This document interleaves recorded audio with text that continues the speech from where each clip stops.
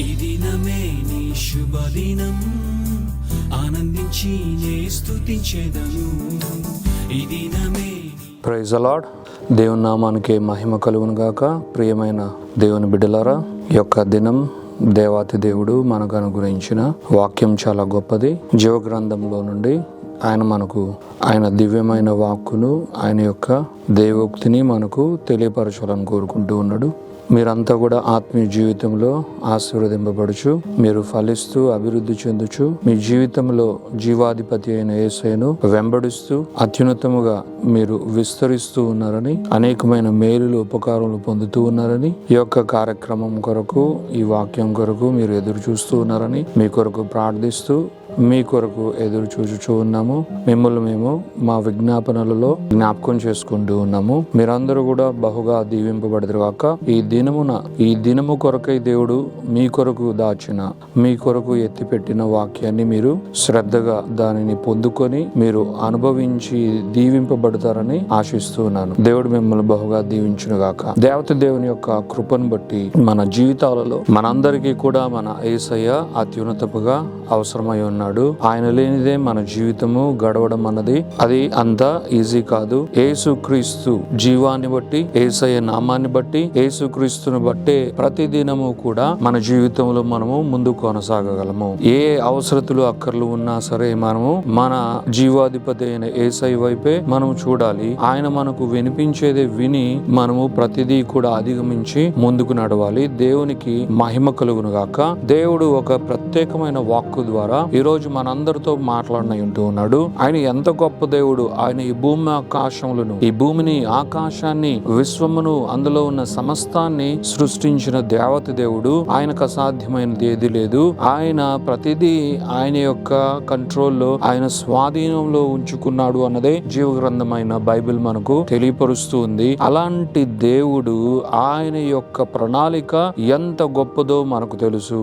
ఆయన మన కొరకు అన్నిటినీ తగ్గించుకొని ఈ యొక్క భూమిపైకి వచ్చాడు. మన కొరకు ఆయన చేయవలసిన అత్యున్నతమైన కార్యాన్ని చేశాడు అని మనందరికి తెలుసు. తండ్రి అయిన దేవుడు యేసుక్రీస్తును మన కొరకు సిద్ధపరిచి భూమి మీదకి పంపించాడు. అయితే విశేషమైన ఒక అంశం ఏంటంటే, యేసయ్యను గూర్చిన విశేషమైన ఒక విషయాన్ని మనం ఈ రోజు తెలుసుకోబోతున్నాం. అదేంటంటే, అంత గొప్ప దేవుడు ఈ యొక్క భూమి ఆకాశమును సృష్టించడం మాత్రమే కాదు, ఈ విశ్వమునే ఆయన అరచేతిలో పెట్టుకున్న ఈ మహా గొప్ప దేవుడు ఆయన ఈ భూమి మీదకి వచ్చేటప్పుడు మాత్రం ఆయన దీనుడుగా మానవ స్వరూపిలో, మానవుడు ఎంత ఉంటే అంత యొక్క పరిమాణంలోనికి తన్ను తాను తగ్గించుకొని ఈ యొక్క భూమికి రావడం మాత్రమే కాదు, ఆయన యొక్క కన్యకకు, ఒక సామాన్యమైన ఒక మానవునికి ఆయన జన్మించడం అన్నది ఇష్టపడ్డాడు. ఒక కన్యకకు ఆయన జన్మించి, అది కూడా ఆయన జన్మ అన్నది ఆయన పుట్టిన వెంటనే అది ఆయన పశువుల పాకలో పుట్టడానికి ఆయన ఇష్టపడ్డాడు అని వాక్యం మనకు తెలియపరుస్తుంది. ఇది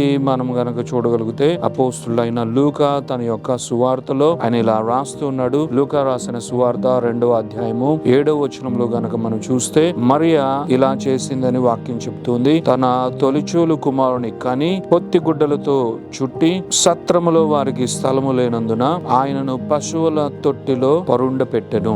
దేవునామానికి మహిమ కలుగును గాక. ఈ సృష్టినే ఏలుచున్న దేవతి దేవుడు, ఈ సృష్టినే తన అరచేతిలో పెట్టుకున్న దేవుడు, ఈ విశ్వాన్నంతా కూడా సృష్టించి తన అరచేతిలో సైతము దానిని ఇవిడింప చేసుకున్నట్టుకు శక్తి కలిగిన దేవతి దేవుడు.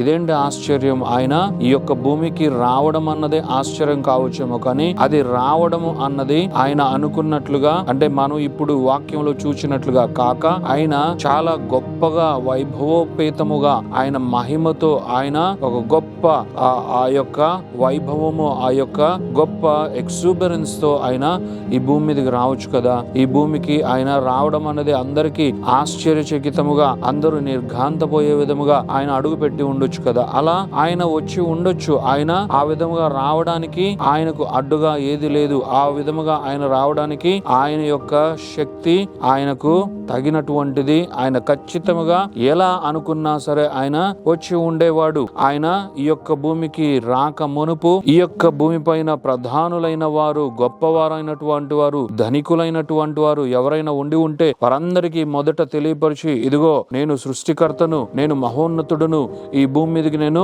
రావాలని కోరుకుంటున్నాను, ఇదిగో మీకు మొదట తెలియపరచాలని కోరుకుంటున్నా అని చెప్పి ఆయన వచ్చి ఉండొచ్చు.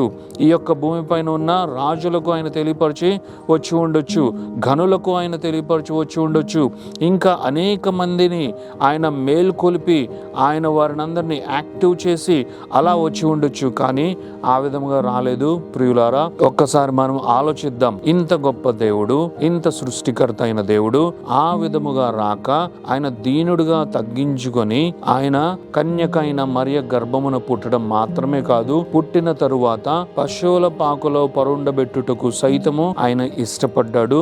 మొదట రాజులకు, ఘనులకు, జ్ఞానులకు, ఇక వారికి వీరికి ఆయన కనిపించుటకు, కనపరచబడుటకు ఇష్టపడలేదు. కానీ గొల్లలకు, గొర్రెల కాపరులకు ఆయన కనిపించాడు అన్నది వాక్యం ద్వారా మనం చూడగలము. ఎంత గొప్ప దేవుడో, ఎంత దీనుడైన వాడో, ఎంత తగ్గించుకున్నాడో ఒక్కసారి మన యేసయ్యను గనక మనం పరిశీలిస్తే ఇంత దీనుడైన వాడు ఎవరూ లేరు, ఇంత తగ్గించుకున్న వాడు ఎవరూ లేరు. ఈ విధముగా మనుషులలో దీనులైన వారేనా అంటే ఎవరైనా సరే, అది గనులైన వారు, గొప్పవారైన వారు, రాజులైన వారు సైతము ఇంతగా తగ్గించుకున్న వారు ఎవరూ లేరు. మన యేసయ్య మాత్రమే ఇంతగా తగ్గించుకోవడం జరిగింది. ఇంకొక విషయం మనం గమనించవలసింది ఏంటంటే, ఆయన తన మహిమతో వచ్చి ఈ భూమిని తాకి అందరినీ ఆకర్షించి, అందరూ కూడా ఆయన ఉనికిని వారు చూస్తూ, ఆయనేంటో వారు గమనిస్తూ, దాన్ని బట్టి ఆయన యొద్దకు వచ్చు వారుగా ఆయన చేసుకొని ఉండి ఉండొచ్చు. ఆ విధంగా చేసుకోవడం అన్నది ఆయనకు చాలా స్వల్పమైన విషయం. కానీ అలా చేయలేదే.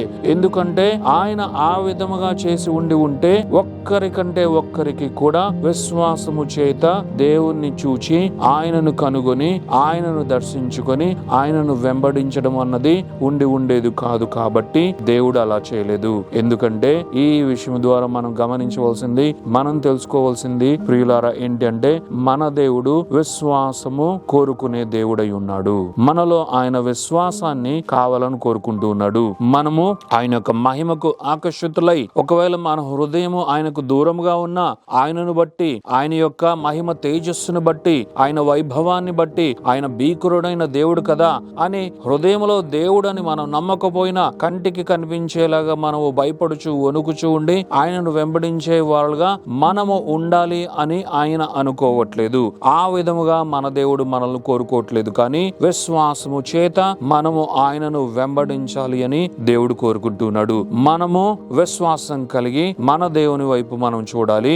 ఆయన యందు విశ్వసించి, ఆయన నామమునందు విశ్వసించి, ఆయన గొప్పవాడే, శక్తిమంతుడైన దేవుడే, సర్వాధికారియే, సృష్టికర్త అయిన దేవుడే, సమస్తమును సృష్టించిన వాడే, భూమి ఆకాశములను సృష్టించిన వాడే, విశ్వమును సైతం అరచేతిలో ఆయన పొందుపరుచుకున్న వాడే, అయినా కూడా దీనుడైన వాడే నా దేవుడు, ఈ భూమికి ఆయన దీనుడుగానే వచ్చాడు అని మనము విశ్వసించి నమ్మి ఆయనను విశ్వాసము చేత మనము వెంబడించాలని మన యేసయ్య కోరుకుంటున్నాడు. ఒకసారి మనం ఆలోచిద్దాం.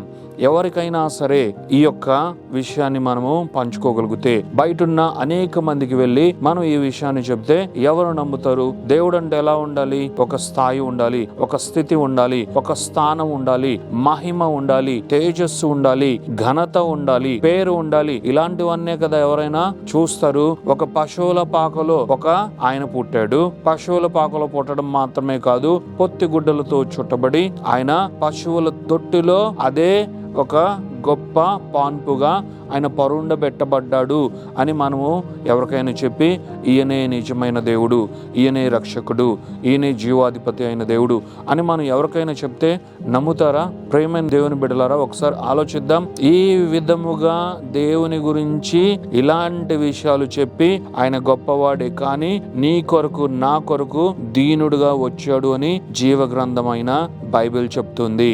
బైబిల్లోని జీవ వాక్కు చెప్తుంది. చెప్తూ ఉంది అని మనము ఎవరికి చెప్పినా, మనకు దేవుడు చెప్పినా, మనము ఇంకెవరికి చెప్పినా నమ్మగలిగే వారే నిజమైన విశ్వాసం కలిగిన వారు. ఇలాంటి వారే దేవునికి కావాలి. ఇలాంటి వారి కొరకే యేసయ్య ఈ భూమి మీదకి వచ్చాడు. ఎవరు పడితే వారి కొరకు కాదు. గుడ్డిగా విశ్వాసము లేక దేవుడు కావాలని నోరుతో మాత్రమే కోరుకునే వారి కొరకు దేవుడు ఈ భూమి మీదకి రాలేదు అని ఈ యొక్క విషయం ద్వారా మనము నేర్చుకోవాలని దేవుడు కోరుకుంటున్నాడు. దేవునికి విశ్వాసం కావాలి. ప్రియమైన దేవుని బిడలారా, ప్రియమైన దేవుని జనాంగమా, విశ్వాసము లేకుండా దేవునికి ఇష్టలై ఉండుట అసాధ్యము అని దేవుని వాక్యం సెలవిస్తుంది. హెబ్రీయులకు రాసిన పత్రిక 11వ అధ్యాయము 6వ వచనంలో గనక మనం చూడగలిగితే, విశ్వాసమే దేవునికి అత్యంత కీలకమైనది. అంటే మన ఎడల దేవుడు ఎదురు చూస్తున్నది, మన వైపు ఆయన చూచినప్పుడు మన నుండి దేవుడు ఎదురు చూస్తున్నది విశ్వాసమే. విశ్వాసాన్ని దేవుడు మనలో గమనిస్తూ ఉన్నాడు. మనము ఆయన్ని నమ్ముతూ ఉన్నామా? మనము ఆయన వైపు విశ్వాస సహితముగా చూస్తూ ఉన్నామా? మనము ఆయన ఏమై ఉన్నాడో అన్నది భౌతికముగా ఆయన ఎలా మనకు కనిపించినా, ఆయన దేవుడైతే ఆయన ఎలా కనిపించినా సరే నాకు అవసరం లేదు, నా దేవుడు నాకు కావాలి, నా దేవుడు ఎలా ఉన్నాడో ఏమై ఉన్నాడో అదే నాకు అత్యంత కీలకమైనది అని మనం నమ్ముతూ ఉన్న దేవుని బిడ్డలుగా ఉండాలి అని దేవుడు కోరుకుంటూ ఉన్నాడు. ఈ సందర్భముగా మనము విశ్వాసము ద్వారా ఆయనకి ఇష్టలుగా ఉండాలి అని దేవుడు కోరుకుంటున్నాడు. విశ్వాసులమైన మనము ఆయనకు విశ్వాసము చేతనే ఇష్టలమై జీవించాలి అని దేవత దేవుడు కోరుకుంటున్నాడు. దేవుని నామానికే మహిమ ఘనత ప్రభావాలు కలుగును గాక. ఈ విశ్వాసాన్ని బట్టి దేవుడు ప్రపంచానంతా బేరీజు వేస్తున్నాడు. ప్రియమైన దేవుని బిడ్డలారా, ఎలాంటి వారైనా సరే, వారు ఏ దేశానికి చెందిన వారైనా సరే, ఏ జాతికి చెందిన వారైనా సరే, ఎలాంటి స్థితిగతులలో ఉన్నవారైనా సరే, వారు గొప్పవారైనా చిన్నవారైనా పెద్దవారైనా తక్కువ వారైనా, వారి యొక్క పరిస్థితులను బట్టి, వారి స్థితిగతులను బట్టి దేవుడు వారిని దగ్గరికి తీసుకోవాలనుకోవట్లేదు. కానీ వారి యొక్క విశ్వాసాన్ని బట్టి, వారి యందు దేవుని పట్ల వారు కలిగి ఉన్న విశ్వాసాన్ని బట్టి ప్రతి ఒక్కరిని ఆయన యొక్క కౌగిలిలోకి ఆయన చేర్చుకోవాలని కోరుకుంటున్నాడు. ఈ రోజు నీవు గనక విశ్వసిస్తూ ఈ వాక్యాన్ని నీవు నమ్ముతూ, ఈ వాక్యాన్ని నీవు విశ్వసిస్తూ, ఇది నా కొరకే దేవుడు నాతో మాట్లాడుతూ ఉన్నాడు అని గనక నీవు నమ్మగలిగితే, ఆయన ఈ భూమి మీదకి ఎంత దీనుడై వచ్చాడో అన్నది తెలిసినా కూడా ఆయనే నిజమైన దేవుడు, నా రక్షకుడై ఉన్నాడు, ఆయన జీవాధిపతి అయిన దేవుడు అని విశ్వసించుట మాత్రమే కాక, నీ జీవితంలో దేని కొరకైనా సరే, దేని విషయమైనా సరే దేవుణ్ణి నమ్మి ఆయన యందే విశ్వాసం ఉంచి, ఈ విశ్వాసము ద్వారానే ఆయనకు నీవు ఇష్టడుగా ఇష్టురాలుగా జీవించాలి అని దేవాతి దేవుడు కోరుకుంటున్నాడు. దేవుని నామానికే మహిమ ఘనత ప్రభావాలు కలుగును గాక. ఈ దినమున నీవు విశ్వాసం కలిగి దేవునికి దగ్గరవ్వాలని, అలాగే ఆ విశ్వాసం చేతనే దేవునికి నీవు ఇష్టుడైన బిడ్డగా జీవించాలని, ఇష్టురాలైన బిడ్డగా జీవించాలని దేవుడి సందర్భముగా కోరుకుంటున్నాడు. అలాగా నీవు జీవించదువుగాక. దేవుడి వాక్యాన్ని మీ హృదయంలో ఫలింపచేయునుగాక. ఆమేన్. ప్రార్థించుకుందాం. Thank you father, thank you Jesus, thank you holy spirit god. దేవా మీ కొందనాలు, యేసయ్య మీ కొందనాలు, పరిశుద్ధాత్మ దేవా మీకు మహిమ ఘనత ప్రభావం చెల్లిస్తున్నాం. ఈ యొక్క శుభదినాన్ని బట్టి వందనాలు నాయన. మీ యొక్క కృప చొప్పున ఇదిగో తండ్రి నాయన, యేసయ్య ఈ భూమి మీదకి ఎలా వచ్చాడో, ఆయన దేవుడైన, సృష్టికర్త అయిన, శ్రీమంతుడైన, సర్వంభవుడైన, సర్వశక్తిమంతుడైన దేవత దేవుడైన ఈ యొక్క సృష్టిలో, విశ్వములో సమస్తమును సృష్టించి సమస్తమును నాయన ఆయన పాదముల క్రింద పెట్టుకొని సమస్తమును ఆయన అరచేతిలో సైతము ఎమడింప చేసుకున్న శక్తి కలిగిన దేవత దేవుడైన, ఏ విధముగా ఆయన దీనుడై మానవ స్వరూపంలోనికి పోయబడి భూమి మీదకి రావడం మాత్రమే కాదు నాయన, పశువుల పాకలో ఇదిగో నాయన పరుండబెట్టేంతగా తగ్గించుకున్నాడు. పశువుల నాయన ఇదిగో తొట్టిలో నాయన పరుండబెట్టేంతగా తగ్గించుకున్నాడు. నాయన ఈ దీనత్వం ద్వారా దేవుడు విశ్వాసాన్ని కోరుకుంటూ ఉన్నాడు. ఆయన అంత గొప్ప దేవుడైన ఆయన ఏ విధముగా దీనుడై తగ్గించుకున్నాడు అన్నదాన్ని ఇదిగో మానవులు విస్మరిస్తూ ఉన్నారా, లేదంటే నమ్ముచూ ఉన్నారా? ఎవరైతే నమ్ముచూ ఉన్నారో వారే ఆయనకు ప్రీతి పాత్రులై ఉన్నారు, వారే ఆయనకు విశ్వాసులై ఉన్నారు. వారు మాత్రమే విశ్వాసము ద్వారా ఆయనను సంతృప్తి పరచగలరు, విశ్వాసము ద్వారా ఆయనకు ఇష్టలుగా జీవించగలరు అని నాయన ఈ యొక్క సందర్భముగా ఈ దినమున మీ బిడ్డలందరితో మీరు మాట్లాడినందుకు మీకు కృతజ్ఞతాస్తుతులు చెల్లిస్తూ ప్రతి ఒక్కరి జీవితములో ఈ యొక్క బీజము నాటబడి ఫలించునుగాక. ప్రతి ఒక్కరు విశ్వాసము చేత మీకు ఇష్టలై జీవించి మరింత దగ్గరగా మిమ్మల్ని అర్థం చేసుకుంటూ నాయన, మిమ్మల్ని గ్రహిస్తూ నాయన ఆత్మీయ జీవితములలో వృద్ధి చెందుదురుగాక అని బ్లెస్ చేస్తూ ఈ యొక్క ప్రార్థన, స్తుతి, ఆరాధన యేసు పరిశుద్ధమైన నామములో అడిగి వేడుకొనుచున్నాము తండ్రి. Amen, amen, amen. హల్లెలూయా.